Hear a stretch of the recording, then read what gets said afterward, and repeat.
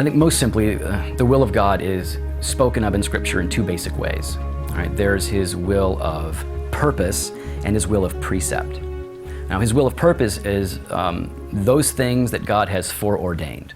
These are things that are going to happen. And whether you believe God has foreordained everything that comes to pass or only some things, such as the life, death, and resurrection of Jesus Christ, clearly this was foreordained before the foundations of the earth.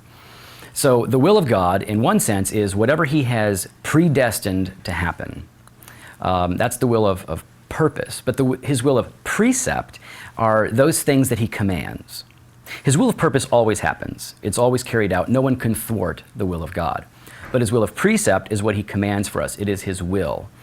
Think 10 Commandments, Sermon on the Mount, right? The book of James. There are a lot of commands, and these are things that are not always carried out. He doesn't force His will of purpose to be perfectly executed in the world.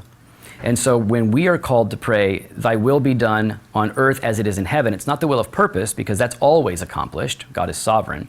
It's His will of precept. So just as in heaven, all of your holy angels are perfectly executing your will, there is no sin, there is only righteousness, may your will be done here in my life and in the life of the church primarily is where we'll see that. And then as the church grows and strengthens, we see it broadening.